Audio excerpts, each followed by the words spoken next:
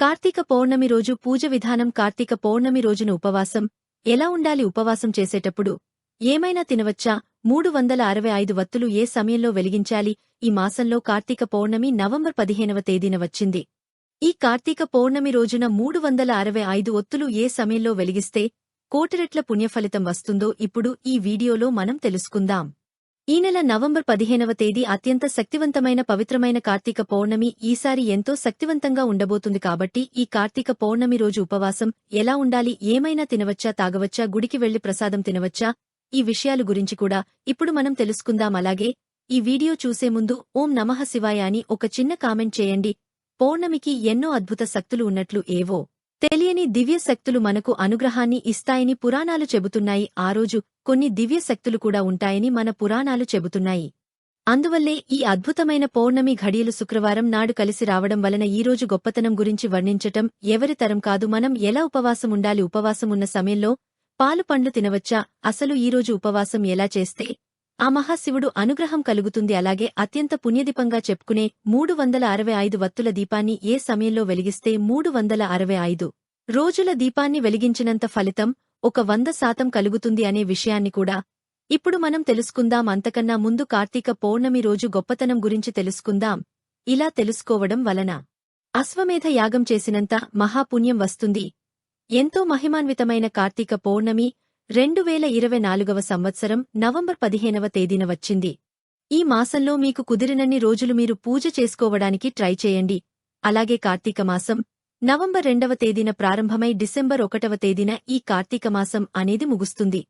ప్రతి మాసంలాగానే ఈ కార్తీక మాసంలో కూడా 4 కార్తీక సోమవారాలు ఉంటాయి. ఈ కార్తీక మాసంలో మనం శివుడిని పూజిస్తాం. ఎందుకంటే ఆ పరమేశ్వరుడికి ఎంతో ఇష్టమైన మాసం ఈ కార్తీక మాసం. అయితే ఈ కార్తీక మాసంలో ఆ పరమశివుడినే కాదు విష్ణుమూర్తిని కూడా పూజించాలి. ఈ విష్ణుమూర్తిని దామోదర రూపంలో పూజిస్తాము. శుభకేస్తువులకు భేదం లేదని పురాణాలు చెబుతున్నాయి. అందుకని ఈ మాసంలో శివకేశవులు ఇద్దరిని కూడా మనం ఆరాధించాలి. అయితే కార్తీక మాసంలో ఎలా పూజ చేయాలి అనేది ఇప్పుడు మనం తెలుసుకుందాం. ముందుగా ఈ కార్తీక మాసంలో కార్తీక స్నానాలు అనేవి తప్పనిసరిగా చేయాలి. అయితే కార్తీక స్నానం అనేది తెల్లవారుజామున బ్రహ్మ ముహూర్తంలో చేస్తే మంచి ఫలితాలు ఉంటాయి. అంటే ఉదయం 4 గంటల నుండి 5 గంటలలోపు ఈ కార్తీక స్నానం అనేది చెయ్యాలి. మీకు వీలుంటే మీకు దగ్గరలో ఉన్న చెరువు లేదా నది, సముద్రం దగ్గరకు వెళ్లి మీరు కార్తీక స్నానాలు చేస్తే చాలా శుభప్రదం. అలా అందుబాటులో లేకుంటే మీరు ఇంట్లోనే ఈ స్నానాలు అనేవి చేయవచ్చు. మీరు బకెట్లో నీటిని తీసుకుని నీటిలో కొద్దిగా గంగాజలం కాని పసుపు కాని వేసుకుని గంగా గంగా గంగా అని 3 సార్లు చేతితో తిప్పుతూ మీరు గంగాదేవిని తలుచుకుంటే గంగాదేవి ఆ నీటిలోనికి ప్రవేశిస్తుంది. తర్వాత మీరు ఆ నీటితో స్నానాలు అనేవి చేయవచ్చు. ఇలా కూడా కుదరనివారు ఒక నైట్ అంతా బకెట్ నీటిని చంద్రుని కాంతిలో ఉంచి ఆ నీటితో స్నానం చేసిన సరిపోతుంది.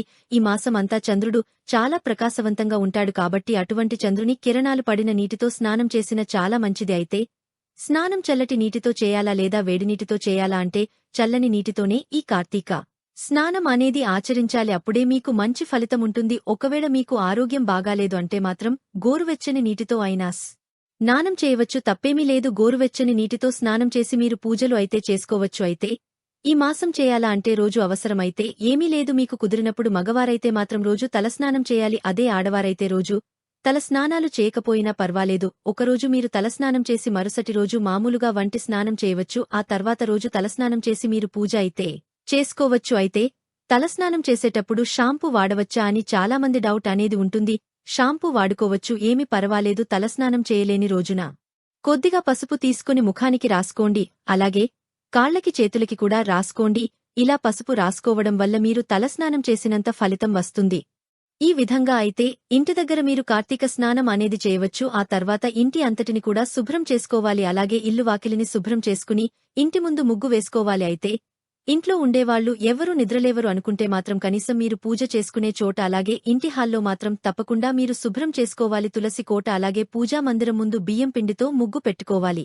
అలాగే ఇంటి ముందు బాగా వాకిలి పెద్దగా ఉన్నవారు ఇంటి ముందు ఆవు పేడ కల్లాపి చల్లితే చాలా మంచిది. ఇంటి ముందు పచ్చగా ఉన్న రంగవల్లికను చూసి లక్ష్మీదేవి మీ ఇంట్లోకి అడుగుపెడుతుంది. శుభ్రం చేసుకున్న తర్వాత ముందుగా మీ పూజ గదిలో 2 దీపాలను వెలిగించి ఆ తర్వాత ఇంటి ప్రధాన ద్వారం గుమ్మం దగ్గర 2 దీపాలను వెలిగించాలి. ఆ తర్వాత తులసి కోట దగ్గర ఒక దీపాన్ని వెలిగించాలి. దీపారాధనకు నువ్వుల నూనె, ఆవు నెయ్యినిగాని లేదా కొబ్బరి నూనెగాని వాడితే చాలా శుభప్రదం. అలాగే దీపారాధనకు 2 ఒత్తులు తప్పనిసరిగా ఉపయోగించాలి. ఇవన్నీ కూడా మనం తెల్లవారుజామునే చేయాలి. అంటే సూర్యుడు ఉదయించకముందే మనం కార్తీక స్నానాలు, పూజలు ప్రధాన ద్వారం దగ్గర దీపారాధన, తులసి కోట దగ్గర దీపారాధన, ఇలా ఏవైనా సరే సూర్యుడు రాకముందే అంటే ఉదయం 5:30 చేస్తేనే మీకు మంచి ఫలితాలు వస్తాయి. తద్వారా మీరు కోరిన కోరికలు త్వరగా నెరవేరుతాయి. అలాగే కార్తీక మాసంలో సూర్యుడు అస్తమించిన తర్వాత కూడా దీపారాధన చేయాలి అంటే ఉదయం, సాయంత్రం, సంధ్యా వేళలో ఈ దీపారాధన అయితే తప్పకుండా చేయాలి. ఇలా సింహద్వారం దగ్గర దీపారాధన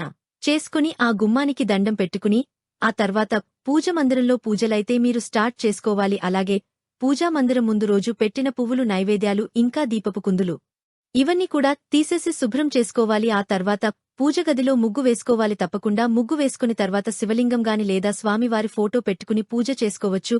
మీ పూజ మందిరంలో ఎన్ని వస్తువులు ఉంటాయో అవన్నీ కూడా పెట్టుకోవచ్చు. అలా అవన్నీ పెట్టుకుని మీరు పూజలైతే చేసుకోవచ్చు. ఈ కార్తీక మాసంలో ఎవరు పూజ చేసుకోవచ్చు అనే సందేహం కొంతమందికి ఉంటుంది. ఈ మాసంలో ఎవరైనా పూజలు చేసుకోవచ్చు. దీనికి ఆనవాయితీ అనేది ఏమీ లేదు. ఉపవాసం ఉండాలి అనుకుంటే ఉపవాసం ఉండొచ్చు. ఈ నెల అంతా దీపారాధన చేసుకుంటాం, అలాగే పూజలు చేసుకుంటామని సంకల్పం చెప్పుకుని మీరు పూజలు అయితే చేసుకోవచ్చు.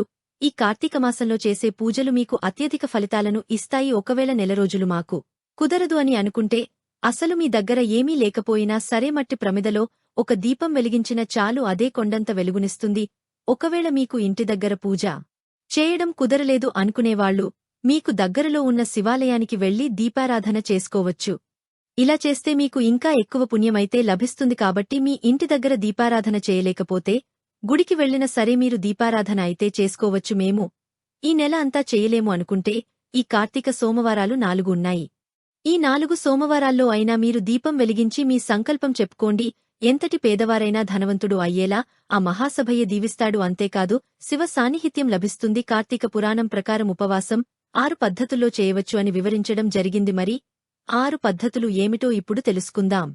అందులో మొదటిది శక్తిగలవారు కార్తీక పౌర్ణమి రోజు పగలంతా ఉపవాసముండి సాయంత్రం సింహాభిషేకం చేసి నక్షత్ర దర్శనం చేసుకుని తులసి తీర్థం సేవించాలి. దీన్ని ఉపవాసం అంటారు. ఇది సాధ్యం కానివారు రెండవది చేయవచ్చు. అదే ఏక భక్తము స్నానదాన జపాదులను యథావిధిగా చేసుకుని మధ్యాహ్నం భోజనం చేసి రాత్రి భోజనానికి బదులు తులసి తీర్థం మాత్రమే. దీనిని ఏకభుక్తము అంటారు. ఇక మూడవది నత్తము పగలంతా ఉపవాసముండి రాత్రి నక్షత్ర దర్శనం తర్వాతే భోజనం చేయాలి. దీన్ని నత్తము అంటారు. ఈ ఉపవాస పద్ధతి మహాశివుడికి ఎంతో ప్రీతికరమైనది కూడా. సాధ్యం కానివారు తర్వాత పద్ధతిని పాటించవచ్చు. ఇక నాలుగవ పద్ధతి, దీన్ని అయ్యా చేత మహా అంటారు. భోజనానికి తాము ప్రయత్నించకుండా ఎవరైనా సరే వారికి వారే పిలిచి మరి భోజనం పెడితే భోజనం చేయడం, ఇది కూడా సాధ్యం కాకపోతే ఇక 5వ పద్ధతిని పాటించండి. 5వది స్నానము. ఈరోజు స్నానం ఆచరించి శుభ పంచాక్షరి మంత్రం జపించడం. దీనిని స్నానం అంటారు. మీకు జపించడం చేతకాదు, తెలియదు అన్నగారు చివరిది అయినా 6వ పద్ధతిని కూడా పాటించవచ్చు. 6వ పద్ధతి ఇదే చివరి పద్ధతి. తెల్ల నువ్వులు దానం చేసిన చాలు. ఈరోజు తెల్ల నువ్వులను దానం చేసిన సరిపోతుంది. దీన్ని తిరగానము అంటారు. ఈ 6 పద్ధతిలో ఏదో ఒక పద్ధతిని తప్పక మీరు ఆచరించాలి. ఇవి ఏవి కూడా ఈ కార్తీక పౌర్ణమి రోజు ఆచరించకుండా ఉంటే అలాంటివారు 8 యాగాలపాటు కుంభిపాక కోరవాది నరకాలను పొందుతారని కార్తీక పురాణం వివరిస్తుంది. కాబట్టి 8ఏళ్లలోపు పిల్లలు, 80 ఏళ్లు దాటిన పెద్దలు, రోగ పీడిత శరీరం సహకరించని వారు, ఏదైనా కారణంగా ఆటంకం వచ్చినవారు తప్ప ప్రతి ఒక్కరూ ఈరోజు ఉపవాసం చేయాలి. ఇంకా చాలామందికి ఉండే సందేహం ఏమిటంటే ఈ మాసంలో 365 ఒత్తుల దీపాన్ని వెలిగించే క్రమంలో ఖచ్చితంగా ఉపవాసం ఉండాలా, ఉపవాసం లేకుండా 365 వత్తుల దీపాలను వెలిగించవచ్చా అనే సందేహం చాలామందికి కలుగుతుంది. మీరు 365 భక్తుల దిని స్నానం చేసి ఇంట్లో లేదా గుడిలో వెలిగించవచ్చు. ఉపవాసం ఉండాలి అనే నియమం లేదు. కాని ఉపవాసముంటే మీకు చాలా మంచిది. ఖచ్చితంగా ఉండాలని అయితే ఏమీ లేదు. ఉపవాసం లేకుండా కూడా 365 వత్తులను స్నానం చేసి వెలిగించవచ్చు. ఇంకా చాలామంది ఉపవాసం అంటే కనీసం మంచినీళ్లు కూడా తాగకుండా చేస్తారు. కాని ఈ కార్తీక పౌర్ణమి రోజు అంత పచ్చి ఉపవాసాలు చేయమని ఎక్కడా కూడా చెప్పలేదు. అలాంటి ఉపవాసాలు మన ఆరోగ్యానికి మంచిది కాదని గ్రహించిన మన మహర్షులు మనకు ముందుగానే తెలియజేశారు. రోజున మాత్రమే చెయ్యాలని చెప్పారు. మిగిలిన రోజుల్లో ఇతర దానాలు చేయాలని సూచించారు. కార్తీక పౌర్ణమి రోజు ఉపవాసం ఉండవచ్చు, కాని మరి అంతకైన ఉపవాసం ఉండవలసిన అవసరం లేదు. కార్తీక పౌర్ణమి రోజు చక్కగా బ్రహ్మ ముహూర్తంలో ఉదయాన్నే 4 గంటలకు నిద్రలేచి తలస్నానం చేసి కార్తీకదీపం వెలిగించాలి. తర్వాత తూర్పువైపు నక్షత్రాలు చూసి నమస్కరించుకోవాలి. తర్వాత ఉపాసన స్వీకరించి పాలు, పండ్లు లాంటివి తినండి.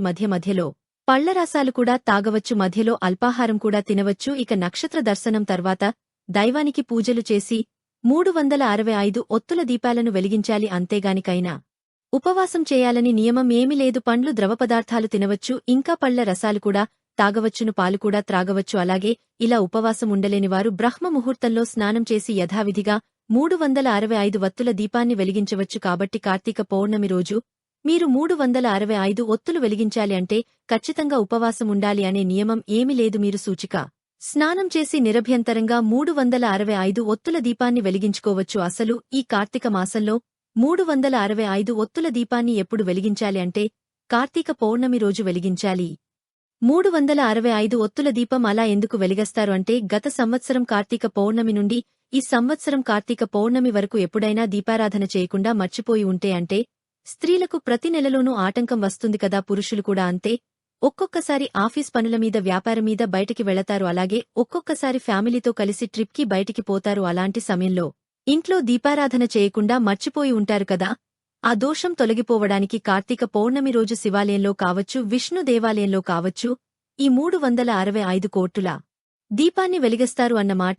ఈ 365 ఒత్తుల దీపాన్ని కుటుంబంలో ఉన్నటువంటి వాళ్లందరూ వెలిగించవలసిన అవసరం లేదు. చక్కగా భార్యాభర్తలు వెలిగించుకుంటే సరిపోతుంది. ఇక 365 ఒత్తులు మనమే తయారు చేయాలా అంటే మీకు శక్తి ఉంటే చక్కగా తయారు చేసుకోండి. లేకపోతే బయట షాపుల్లో అమ్ముతూ ఉంటారు కదా, చక్కగా వాటిని తెచ్చుకొని దానినైనా వెలిగించుకోవచ్చు. కాబట్టి కార్తీక పౌర్ణమి రోజున మేము చెప్పిన నియమాలను పాటిస్తూ 365 ఒత్తుల దీపాన్ని వెలిగిస్తే ఆ పరమశివుని అనుగ్రహం మీ కుటుంబంపై ఎల్లవేళలా ఉంటాయి. ఈ వీడియో గనక మీకు నచ్చినట్లయితే ప్లీజ్ లైక్ చేసి మీ ఫ్రెండ్స్కి షేర్ చేయండి. అలాగే మా కొత్త వీడియోస్ మీకు వెంటనే చేరాలంటే మా ఛానల్ని సబ్స్క్రైబ్ చేసుకుని పక్కనే ఉన్నటువంటి బెల్ ఐకాన్ని ప్రెస్ చేయండి.